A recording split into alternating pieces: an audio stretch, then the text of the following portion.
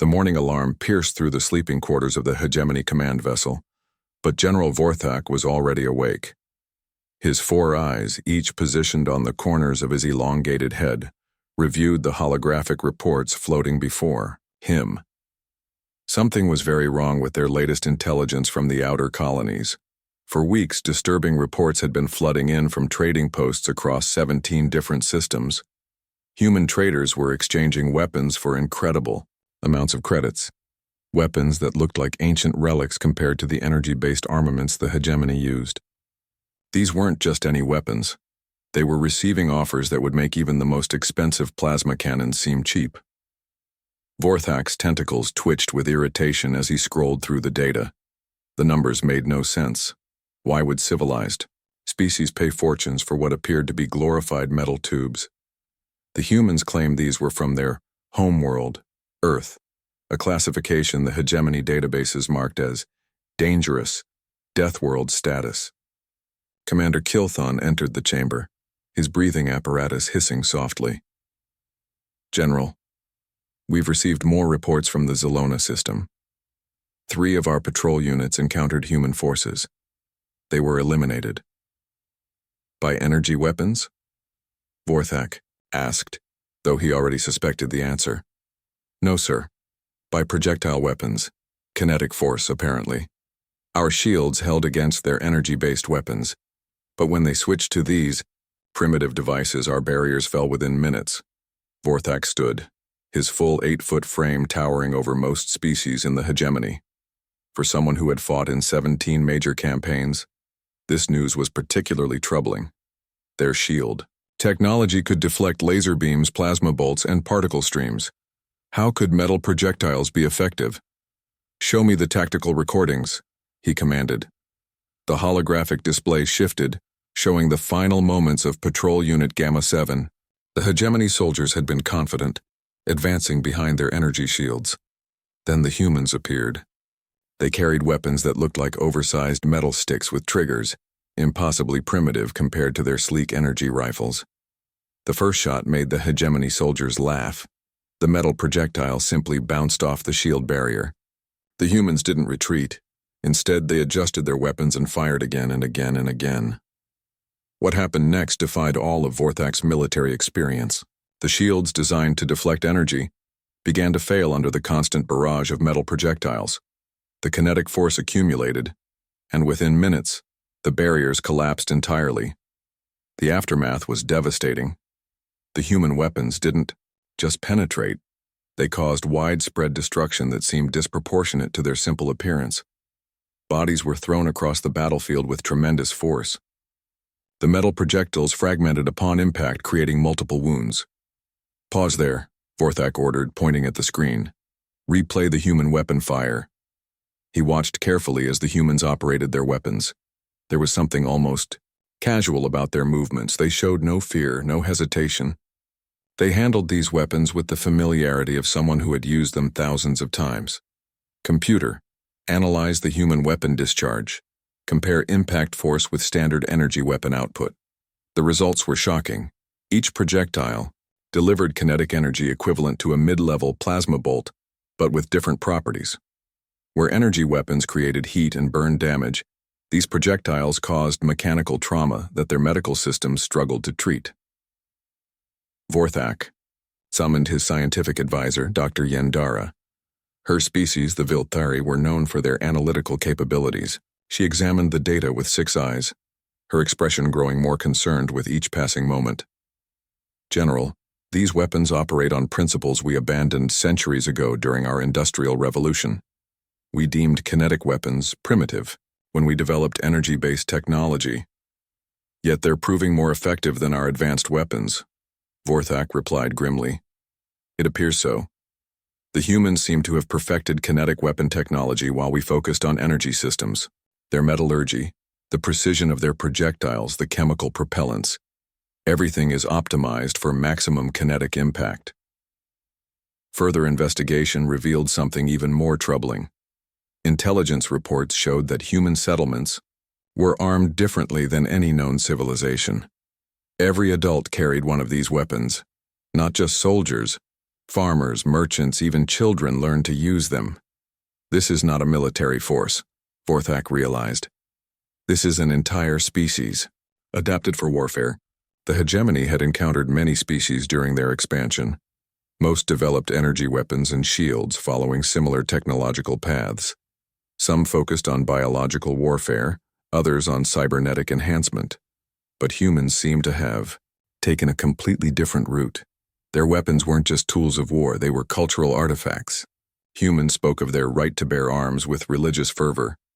They modified their weapons constantly, competing with each other to create more efficient designs. "Sir," Kilthon interrupted, "we've received intelligence that multiple species are now trading with humans for these weapons. The Korthani Empire has reportedly equipped 3 of their fleets with human projectile weapons." Vorthak's blood ran cold. If other species were adopting human weapons, it meant they had discovered something the hegemony had missed. The implications were staggering. Their entire military doctrine built around energy-based combat might be obsolete. "We need samples," Vorthak decided. "Real weapons, not just intelligence reports. If these primitive weapons are truly superior to our technology, we must understand why." The decision was made. They would capture a human vessel and acquire these mysterious Deathworld weapons. What they discovered would change everything they thought they knew about warfare in the galaxy. The trap was set perfectly. Vorthak's ships waited in the shadow of an asteroid field, sensors locked onto a lone human cargo vessel, making its routine run between trading posts. The humans had no idea they were about to lose their precious cargo of so-called primitive weapons. "Target acquired, General," Commander Kilthon reported, his voice steady despite the anticipation crackling through the bridge. "A small freighter, minimal escort. Our sensor readings confirm multiple weapon crates in the cargo hold." Vorthak nodded, his tentacles gripping the command chair. After weeks of planning, they would finally get their hands on these mysterious Deathworld weapons. The boarding party was ready, equipped with the best stun weapons and capture nets the hegemony could provide. The assault was swift and efficient. The human ship, named Soul Trader, barely had time to issue a distress call before hegemony. Forces swarmed aboard. The crew, 5 humans who looked remarkably calm for people being captured, offered no resistance beyond securing their weapons. "Interesting," Vorthak mused as he watched the security footage. The humans handled their weapons with practiced ease even while being overwhelmed. One of them, a woman named Wanjung, actually smiled as she surrendered her rifle. "Don't hurt yourselves with those," she called out in accented Galactic Standard. "They kick harder than you'd expect." The captured weapons were immediately transported to Research Station Alpha 9, Vorthak's most secure testing facility. Dr. Yandara, his chief scientist, practically vibrated with excitement as the crates were opened. "Look at the craftsmanship," she whispered, lifting one of the rifles with her 4 hands. The weapon was heavier than expected, its metal surface showing wear marks and personal modifications. The metallurgy alone must have taken centuries to perfect. Vorthak examined the ammunition. The bullets were simple metal cylinders with pointed tips. No energy cores, no plasma cells, no exotic matter. Just metal and what appeared to be chemical propellant. "This cannot possibly be effective against modern armor," he declared. The testing chamber was prepared according to strict protocols. Targeting dummies made from the latest combat armor were positioned behind energy barriers rated to stop military-grade plasma weapons. Security cameras recorded every angle. Medical teams stood by, though Vorthak expected this to be largely academic. Dr. Yandara loaded the first weapon according to the captured instruction manual. The process was surprisingly simple. Insert a magazine, pull a lever to chamber a round, aim, and squeeze the trigger. The first shot was almost anticlimactic. There was no brilliant flash of energy, no humming charge-up sound, just a sharp crack that made everyone jump. The projectile struck the energy barrier and bounced off exactly as predicted, "See?" Vorthak said, feeling vindicated. "Primitive technology against superior." The second shot interrupted him, and the third. The human had instructed them to fire in groups, explaining something about magazine capacity. As the barrage continued, something strange began happening to the energy barrier. The shield flickered, once, twice. Then it collapsed entirely. The room fell silent except for the hum of recording equipment. The projectiles that followed struck the combat armor directly. The results were devastating. Metal tore through the supposedly impenetrable material like it was thin fabric. The targeting dummy was shredded, its internal components scattered across the chamber. "This is impossible," Dr. Yendara stammered, checking her instruments. "Our calculations show these projectiles shouldn't even scratch modern armor." The truth was more disturbing. The weapons weren't using raw power, they were using physics in ways the hegemony had forgotten. The kinetic energy, concentrated into small points, created pressures their armor couldn't handle. The projectiles also fragmented upon impact, creating multiple wound channels. Further tests revealed more uncomfortable truths. The humans had different types of ammunition: armor-piercing rounds that could punch through tank plating, explosive rounds that detonated after penetration, even non-lethal rounds for crowd control. Each type was optimized for specific situations. Then came the most shocking discovery of all. During interrogation of the captured crew, Wonjung laughed when asked about the weapon's purpose. "Military grade?" she chuckled, switching to her native Korean before continuing in Galactic Standard. "These are hunting rifles. We use them to hunt deer and wild boar on Earth." The interrogator leaned forward. "You use military weapons for hunting animals?" No, you don't understand," Wonjung explained patiently. "These are hunting weapons. Our military uses much stronger equipment. These are what we give to teenagers learning to shoot."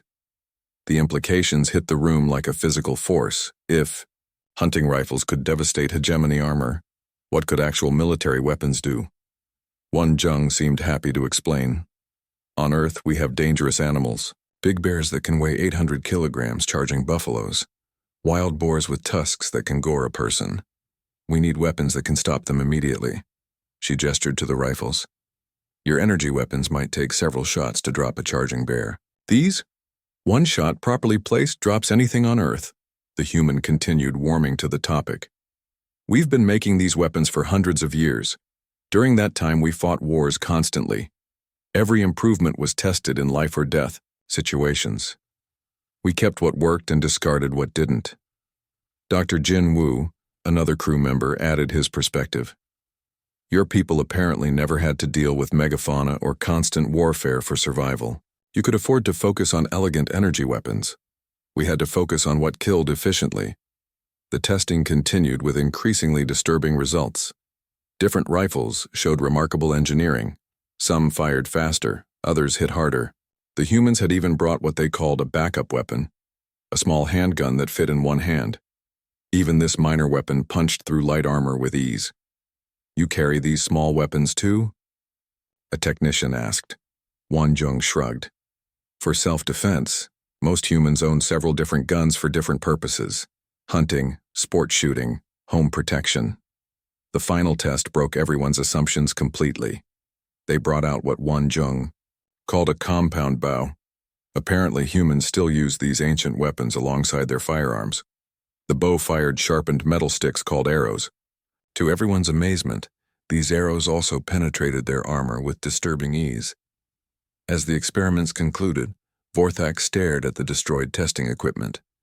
Everything they thought they knew about weapons technology had been turned upside down. The humans hadn't advanced beyond kinetic weapons. They had perfected them to a degree that made energy weapons seem inefficient. The captured humans were surprisingly cooperative, even offering advice on how to properly maintain the weapons. They seemed almost proud to share their expertise. "Your weapons are interesting too," Jinwoo admitted, "though we found ways to defend against energy weapons. Reflective armor, ablative coatings, energy dispersal fields, but kinetic weapons?" He shook his head. "You can't negotiate with physics." As the prisoners were led away to comfortable quarters, Wonjung called back one final comment that chilled Vorthak to his core. "Oh, General, those rifles you tested? They're probably 50 years old. The newer models are much better." The general stood alone in the destroyed testing chamber, surrounded by the wreckage of his assumptions. The humans weren't just different, They were potentially more dangerous than anyone in the hegemony had imagined. The interrogation room buzzed with tension as General Vorthak faced his most important prisoner yet. Dr. Hyun-Soo Kim, the weapons engineer from the cargo vessel, sat calmly across the table. His hands were restrained, but his eyes held no fear. If anything, he seemed amused by the situation. "Your files say you design weapons," Vorthak began, his translator working smoothly. "Yet you claim these are hunting tools." Hyun-Soo smiled and leaned back in his chair. "You really don't understand, do you? Let me tell you about Earth, General. Let me tell you why every human is born dangerous." The human's voice carried an odd mixture of pride and weariness. "Imagine a world where everything wants to kill you, from the smallest insect to the largest predator. A world where the weather itself can end your life. That's where my people come from." Vorthak activated the recording system. Sensing this would be important intelligence. "Continue. 10,000 years ago, my ancestors faced saber-toothed cats with fangs as long as your tentacles, cave bears that could crush a human skull with one swipe, poisonous snakes, deadly spiders, toxic plants that could kill with a single touch. The human's eyes grew distant, as if seeing into the past. We didn't have your luxury of developing energy weapons first. We had to survive with rocks and sticks. Every day was life or death." Hyun-Soo gestured despite his restraints. "Your people probably developed on paradise worlds. Abundant food, gentle weather, few predators. You could focus on abstract concepts like energy manipulation. We focused on one thing, staying alive. But surely you evolved beyond such primitive concerns," Vorthak interjected. The human laughed, a sound that somehow managed to be both cheerful and frightening. "General, let me tell you about the Mongols. 800 years ago, these humans conquered most of my continent using bows and horses. Bows, General. Weapons that launched sharpened sticks."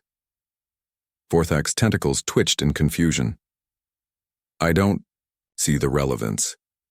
"The relevance is that we never stopped perfecting killing things. The Mongols shot arrows that could penetrate armor from horseback. We studied their techniques, we improved their designs. We never forgot that survival meant being better at violence than everything else." Hyun-Soo, warming to his subject, began pacing within his limited space. "Then came gunpowder. We didn't invent it to power spaceships or energy weapons. We invented it to launch metal balls faster than anyone could dodge. For 1,000 years, we refined this technology. Every war taught us something new. The implications were starting to dawn on Vorthak. You continued developing kinetic weapons while other species moved to energy-based systems." "Exactly," Hyun-Soo exclaimed. "You ask why our hunting rifles are so powerful. It's because our hunters need to stop charging elephants. Our ancestors in Africa faced animals that could trample entire villages. We needed weapons that would drop them instantly." The human sat back down, his expression growing serious. "Let me tell you about Korean history specifically, General. We're a peninsula nation, surrounded by larger powers. For thousands of years, we were invaded repeatedly. Japanese, Chinese, Mongols, everyone wanted to conquer us." Vorthak leaned forward, genuinely interested despite himself. "Each invasion taught us something. When Japanese samurai came with their swords, we developed better archery. When Chinese armies brought gunpowder weapons, we improved them. During the Korean War, barely 70 years ago, we fought against tanks and aircraft with rifles not too different from what you captured." Hyun-Soo's voice grew intense. "You know what we learned? That individual weapons still matter. That every citizen being armed is the final defense against tyranny. That's why we kept improving our kinetic weapons even as we reached for the stars." The general felt his worldview shifting. "Your entire species maintained weapons development for survival? Not just maintained, perfected," Hyun-Soo corrected. "Do you know what minute of angle means, General? It's an accuracy measurement. Our best shooters can hit targets the size of your eye from 2 kilometers away. That's with technology you call primitive." The human continued his education. "We have rifles that fire 1,000 rounds per minute, bullets that can penetrate any armor ever created on Earth, explosives so powerful they can level mountains. And General, these are our civilian weapons. Vorthak's four hearts began beating faster. Civilian? In my country alone, there are 50 million privately owned firearms. That's more than our military has. Every year, millions of Koreans go hunting, target shooting, or collect antique weapons. It's our culture. The human pointed at the captured rifles. Those weapons you tested? They're standard hunting rifles, nothing special. A teenager could buy one after passing a simple test. We use them for sport. Then what do your militaries use? Vorthak asked, though he wasn't sure he wanted to know. Hyun-Soo's smile turned predatory. Weapons designed for killing other humans, in armor.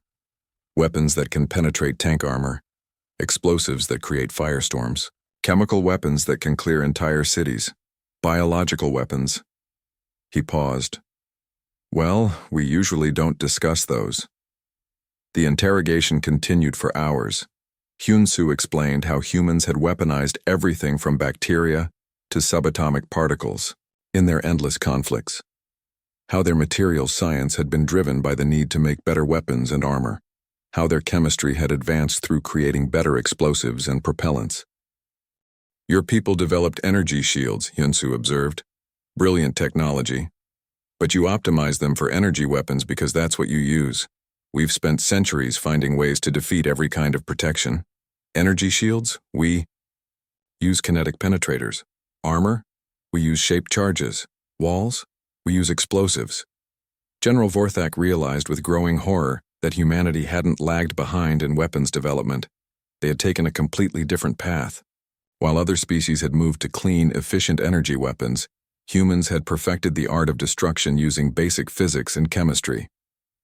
Why didn't you develop energy weapons? Vorthak asked. We did, Hyun-Soo replied casually. Lasers, particle beams, plasma weapons, we have them all. But you know what? Sometimes an old-fashioned bullet works better. It's reliable, it's simple, and it doesn't need a fusion reactor to work. The human looked directly at Vorthak. General, your energy weapons are impressive, but they've made you soft. You forgot that war isn't about elegant technology. It's about who can kill the other guy more efficiently. As the session ended, Hyun-Soo left Vorthak with one final thought. Your people should be careful, General. Humans didn't survive on a death world by being nice. We survived by being the most dangerous thing on the planet, and now we're no longer confined to one world. Vorthak left the interrogation room with his mind reeling. Everything the hegemony thought they knew about warfare had just been challenged by a single human's history lesson. The implications were staggering, and he knew his superiors needed to hear this immediately. The humans weren't just another species with interesting weapons. They were apex predators armed with technology specifically designed for maximum lethality. Technologies refined through millennia of constant warfare and tested in the deadliest laboratory of all, survival on Earth. The revelation from Hyun-Soo had shaken Vorthak to his core, but the real shock came when he accessed the classified hegemony archives. For the first time in his career, he used his highest-level security clearance to dig deep into intelligence files marked Restricted, Critical Threat Assessment. What he found changed everything. The first document was stamped with warnings. Report from Ambassador Zil-Nati, Human Trade Negotiations. As Vorthak read, his tentacles trembled. The hegemony had been trading with humans for over 20 standard years. They'd been buying what they thought were curiosities, primitive, weapons that some member species liked for sport shooting. But buried in the fine print were disturbing details. The human trade representative, Moon-ho Park, had mentioned their weapons were surplus civilian models, not military specification. When asked about their military weapons, he'd simply smiled and said, "Those aren't for sale." Vorthak pulled up video recordings from those early meetings. Moon-ho looked so ordinary, a middle-aged human in simple clothes speaking quietly about metalworking techniques and chemical propellants. Yet now Vorthak understood the significance of every casual statement. "We've streamlined the manufacturing process," Moon-ho had said. "These rifles are built to last several human lifetimes. On Earth we have weapons that still work after 200 years. At the time, the hegemony negotiators had been impressed by the durability. Now Vorthak realized they were hearing about technologies perfected over centuries of warfare. Every upgrade the humans mentioned represented generations of military development. He accessed more files. Fleet Admiral Cox Terran had filed a report after observing human weapons tests. The humans had invited several species to watch what they called a demonstration of hunting equipment. The video showed humans shooting at various targets with casual efficiency. What had struck Vorthak then as showmanship now revealed itself as terrifying competence. The humans weren't just hitting targets, they were demonstrating precision that defied belief. A human named Ji-un had fired a rifle and hit a target no bigger than a credit chip at 1/500 meters. She'd then explained this was standard marksmanship for competitive shooting. Another human, Dong-hyun, had shown off what he called practical shooting sports. He'd moved through an obstacle course at full speed, engaging multiple targets with different weapons. The movements were so fluid, so practiced, that Vorthak realized he was watching not a demonstration, but a glimpse of human training standards. The archives revealed a pattern.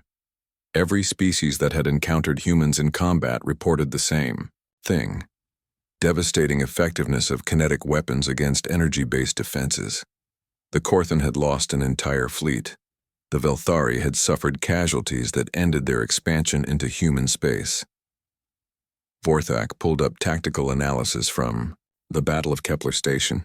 Human forces had used basic kinetic weapons to destroy hegemony ships designed to withstand energy weapons.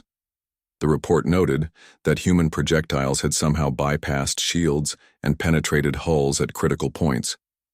But the real truth came from an unlikely source: a cultural exchange report filed by anthropologist Dr. Mirthera. She had spent 6 months on Earth studying human society. Her observations painted a picture that no military analysis had captured. Humans organize their society around violence in ways we barely comprehend, she had written. Their children play games that simulate warfare. Their entertainment celebrates historical battles. Their sports often involve combat simulation or weapons training. She described visiting what humans called a gun club, a recreational facility where civilians practiced with weapons for fun. I observed an elderly human female, approximately 80 standard years, consistently hitting targets at ranges that would challenge our military sharpshooters. When I expressed amazement, she laughed and said her granddaughter was much better. The anthropologist had attended something called a gun show, a gathering where thousands of humans traded weapons, ammunition, and accessories. The variety is overwhelming. Weapons for every conceivable purpose, modified and customized with obsessive attention to detail. Many humans own dozens of firearms, each optimized for specific scenarios. But Dr. Mirthera's most disturbing observation was about human children. They begin learning about weapons at an early age. I watched a 12-year-old human, Kyung-min, handle firearms with competence that exceeded our trained soldiers. His mother explained this was normal education. All children learn gun safety and marksmanship. Vorthak felt sick as he read her conclusions. Humans don't just have weapons, they are weapons. Their entire culture is built around the mastery of violence. They see this not as a failing but as a virtue, something to be proud of. More classified files revealed the scope of the problem. Intelligence agents had discovered that humans were selling hunting equipment to dozens of species. What they thought was a minor trade in curiosities was actually a massive arms market. The humans weren't just selling rifles. They were trading advanced metallurgy techniques, chemical compounds, and manufacturing processes. Species across the galaxy were quietly adopting human technology, not because it was superior in complexity, but because it was supremely effective. A report from the Andraxian Republic detailed their adoption of human weapons after losing a border skirmish. Human kinetic weapons proved devastatingly effective against our shields. We have officially adopted human-supplied firearms for our military forces. Initial training programs have begun. Similar reports came from a dozen different species. The hegemony's allies were secretly rearming with human technology, afraid to admit their advanced weapons were inferior to what humans called primitive. Vorthak accessed his own military files with new understanding. Every unexplained failure of hegemony forces could be traced to encounters with kinetic weapons. Units had been reporting shield failures for months, but analysts had blamed equipment, malfunctions rather than enemy action. The general pulled up recordings from recent battles. Human soldiers moved with casual professionalism that spoke of extensive training. They used their weapons with an efficiency that could only come from generations of design refinement. Every movement, every tactic showed the influence of a warrior culture. One recording showed a human soldier named Chang Min advancing through enemy fire. He moved with purpose, using cover effectively, and engaged targets with minimal ammunition expenditure. When questioned later, he'd mentioned he was just following basic training protocols learned in school. Humans learned military tactics in school. The final piece of the puzzle came from a psychological profile of captured human soldiers. Dr. Vex Andra had interviewed dozens of human prisoners over the years. Her report was chilling. Humans view warfare as a puzzle to be solved, she had written. They approach combat with a combination of technical expertise and emotional detachment that I've never observed in other species. They speak of rules of engagement and acceptable losses, with the same tone we might use to discuss lunch menus. The psychologist had noted something particularly disturbing. When asked about their weapons, humans displayed genuine affection. They name their rifles, maintain them with obsessive care, and speak of their capabilities with pride. For humans, weapons are not just tools, they're trusted companions. Vorthak closed the files and sat in darkness. The truth was inescapable. The hegemony had encountered not just another technological civilization, but a species that had survived by becoming the ultimate predators. Every aspect of human society was built around the mastery of violence. They had assumed human weapons were primitive because they used kinetic force instead of energy. But the humans had spent millennia perfecting these weapons, testing them in the deadliest laboratory of all survival on a Deathworld. The real terror wasn't that humans had powerful weapons. It was that they were selling their weakest weapons to other species and still maintaining overwhelming superiority. The hegemony had been dealing with humanity's export models, tools considered so basic that humans sold them as hunting equipment. Vorthak stood and walked to the viewing port.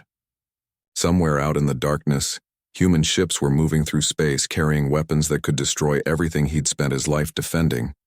And the worst part was, they probably considered the hegemony to be no more threatening than the deer they hunted on their homeworld. The species that had survived on a Deathworld by becoming apex predators wasn't confined to one planet anymore.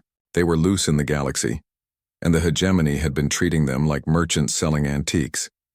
Time was running out to find a solution before his people discovered just how dangerous humans really were. General Vorthak stood in his private chambers, staring at the most important decision of his career. 3 sealed communication pods sat on his desk, each containing a different message that would shape the future of the galaxy. The first pod contained a full military assessment, warning the hegemony high command about humanity's true capabilities. The second held a recommendation for immediate military action against human forces. The third carried a proposal for peace negotiations. His aide, Commander Kilthon, entered quietly. "Sir, the Council is expecting your report within the hour." Vorthak's tentacles curled with stress. "Kilthon, in all your years of service, have you ever faced a decision that could determine whether our people live or die?" "No, sir." "Is it really that serious?" The general gestured to the wall display which showed human trade routes throughout the galaxy. "More serious than you know. I've spent the last week reviewing every piece of intelligence we have on humans. The conclusion is unavoidable. We've gravely underestimated them."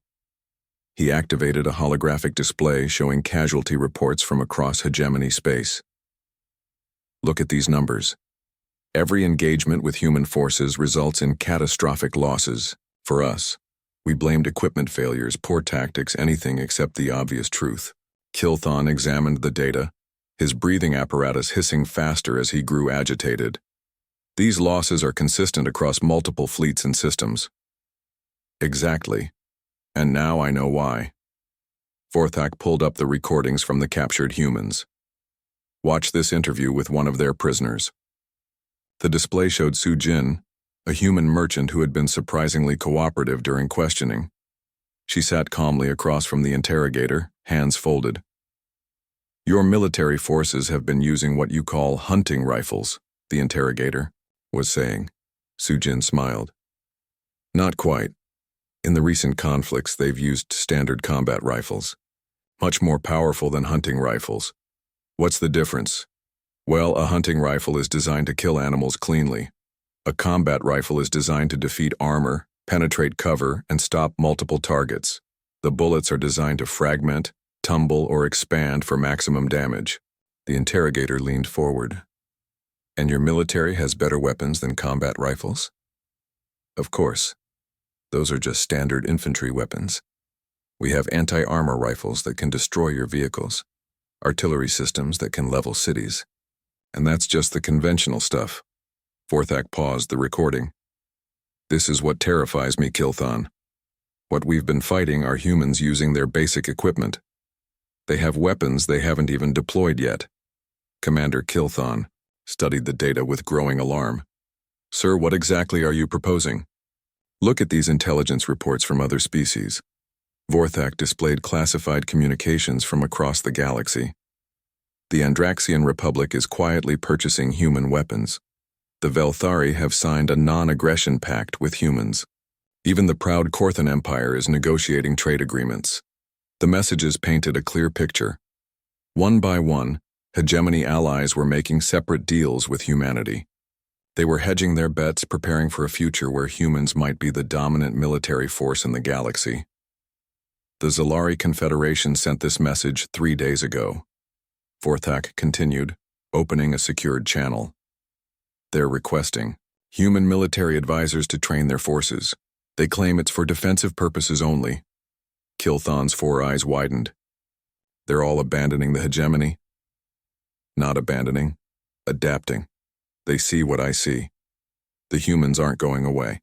They're expanding, and their military capabilities are beyond anything we can match with current technology." Vorthak accessed another file. "I had our economic specialists run projections. The humans control 17 systems directly, but they have trade agreements with over 50 species. Their economic influence is growing as fast as their military presence. The data showed human expansion wasn't just military conquest.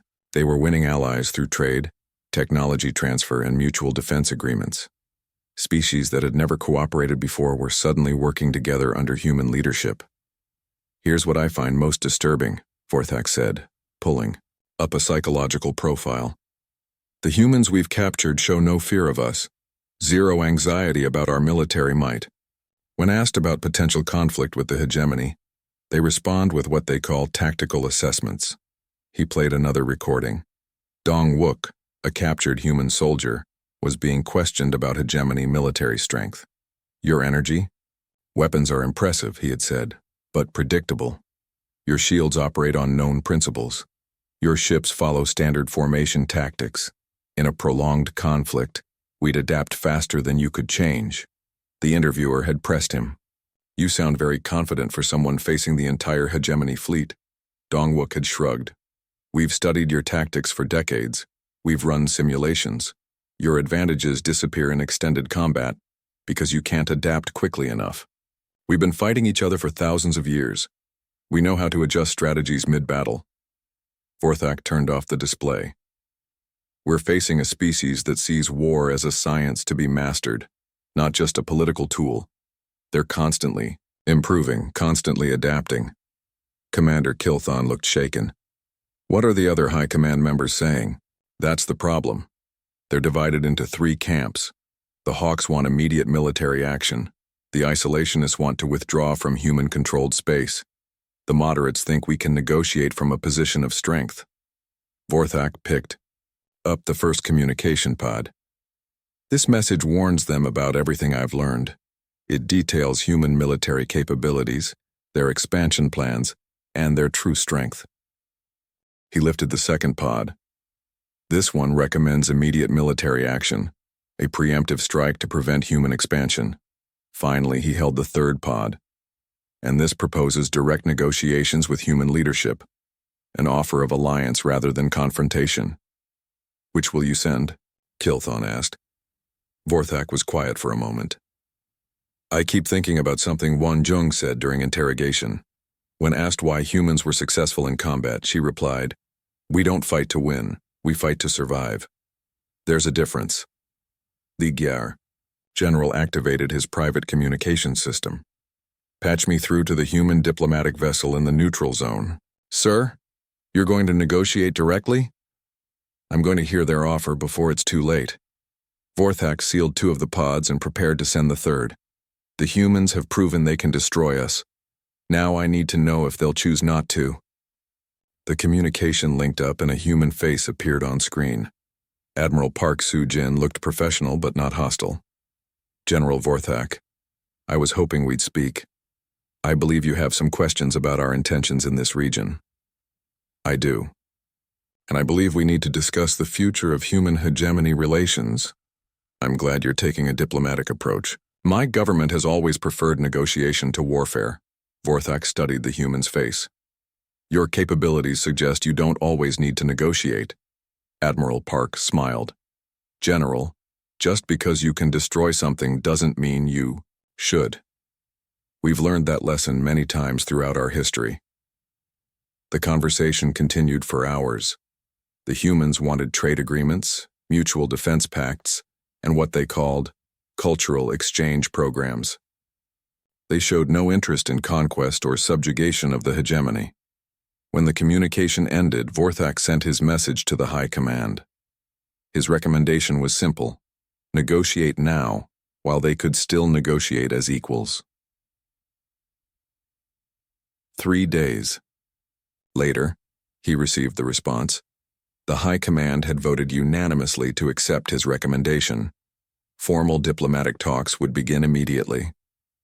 Vorthak looked out at the stars, knowing that the galaxy had changed forever. The humans had proven that sometimes the greatest victory was choosing not to fight at all. Perhaps that was the most dangerous thing about them. They were smart enough to know when not to use their power. The age of human expansion would continue, but now it would be guided by diplomacy rather than warfare. And General Vorthak had made the decision that might have saved both species from a war neither could truly win.